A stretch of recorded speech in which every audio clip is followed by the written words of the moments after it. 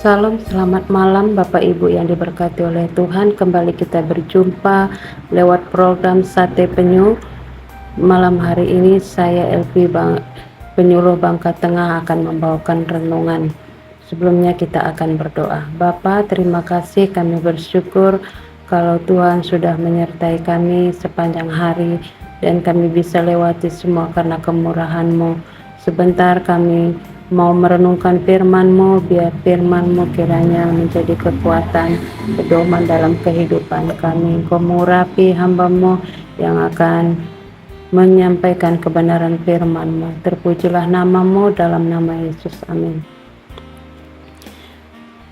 Malam ini akan saya bawakan renungan dengan judul Ketaatan Mendapatkan Kesembuhan.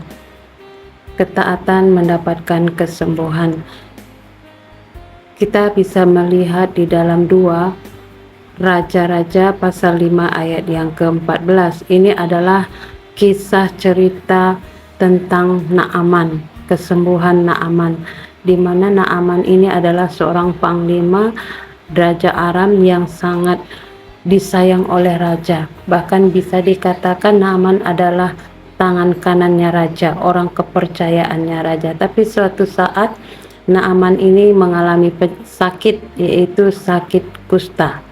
Nah, pada waktu itu sakit kusta ini adalah bisa dikatakan bagi mereka itu adalah najis dan penyakit yang ditakuti, yang dijauhkan dari orang-orang.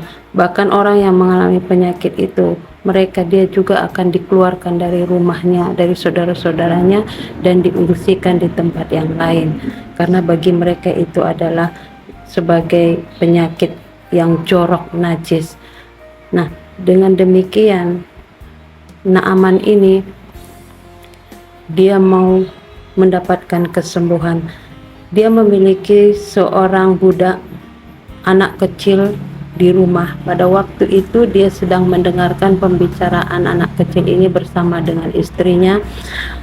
Dia katakan, seandainya tuanku itu bisa menemui nabi yang ada di Samaria, tentulah dia pasti akan sembuh. Mendengar hal itu, Naaman ini memiliki suatu respon. Bahkan dia langsung menemui Raja Aram dan menceritakan apa yang didengar dari anak gadis itu, lalu meminta izin supaya raja itu membiarkan dia pergi ke Israel untuk menemui nabi itu supaya dia mendapatkan kesembuhan. Nah, raja itu mengizinkannya.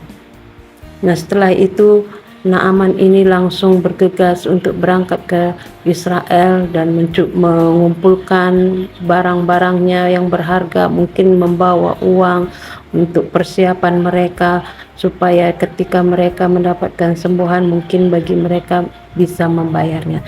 Tapi ternyata pada saat mereka sampai di sana, apa yang diharapkan oleh kesembuhan yang diharapkan oleh Naaman itu berbeda dengan pikirannya. Karena pada waktu itu ketika dia menemui nabi itu, yang datang menemui dia bukan Nabi Elisa, tapi malah suruhan Nabi Elisa menyuruh supaya Naaman itu pergi ke sungai Yordan untuk menyelupkan diri 7 kali.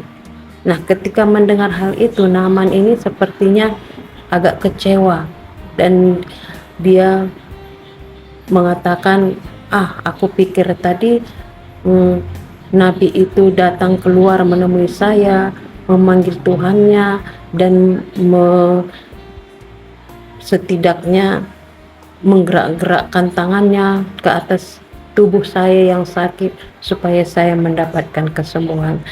Bahkan kalau disuruh mandi mungkin masih ada sungai-sungai yang lebih baik lagi. Nah, Naaman ini meninggalkan tempat itu dengan hati yang panas, dengan bersungut-sungut.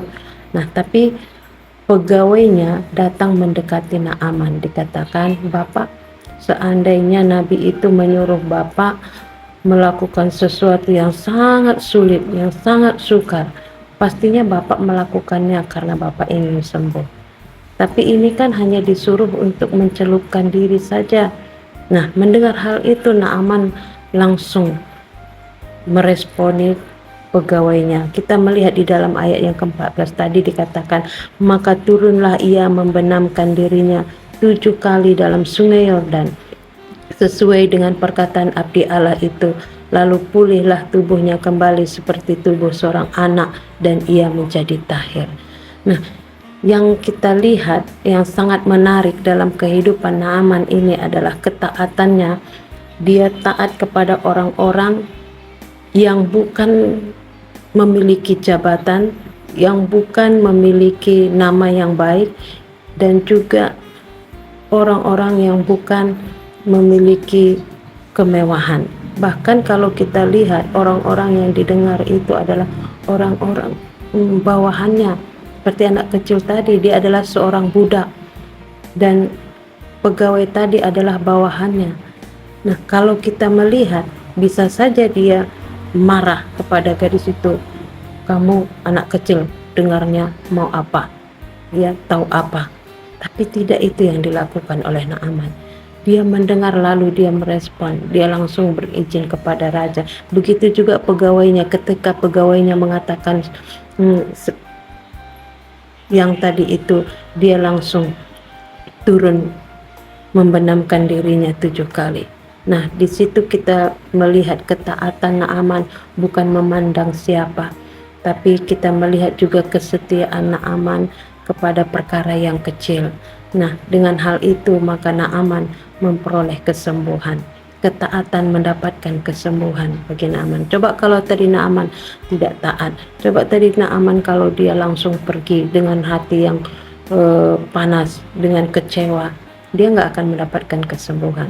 Tapi ketika dia mendengarkan pegawainya, maka dia mendapatkan kesembuhan. Saudara, kadangkala kita juga mendapatkan sesuatu yang kita inginkan dari Tuhan. Kita harus memiliki sifat yang taat. Memang taat itu sulit. Karena apa?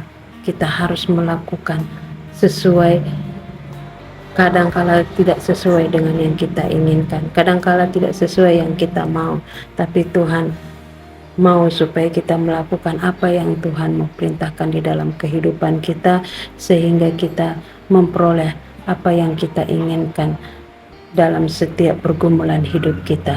Seperti Naaman tadi, dia menginginkan kesembuhan. Kalau dia tidak taat, dia tidak akan mendapatkan kesembuhan. Tapi karena dia taat, maka dia mendapatkan kesembuhan. Begitu juga di dalam kehidupan kita. Mari kita belajar untuk taat. Apa yang Tuhan mau di dalam kehidupan kita, kita untuk lakukan, supaya apa yang kita pergumulkan, kita akan mendapatkan jawabannya lewat ketaatan-ketaatan yang kita miliki. Demikianlah kebenaran firman Tuhan malam hari ini. Tuhan Yesus memberkati. Kita berdoa. Bapa, terima kasih buat firman-Mu yang sudah kami dengar. Biarlah kiranya kami sebagai anak-anak-Mu, kami sebagai hamba-hamba-Mu memiliki hati yang taat akan setiap perintah-perintah-Mu ya Bapa, untuk kami dapat lakukan. Kami taat dalam perkara-perkara yang kecil ya Tuhan, untuk kami dapat jalankan dalam kehidupan kami. Roh Kudus yang memampukan kami untuk menjadi anak yang taat dan dengar-dengaran. Terima kasih Bapa, terima kasih Roh Kudus, terpujilah nama-Mu. Kami mengucap syukur di dalam nama Yesus. Haleluya, amin. Terima kasih, selamat malam, selamat beristirahat. Tuhan Yesus memberkati.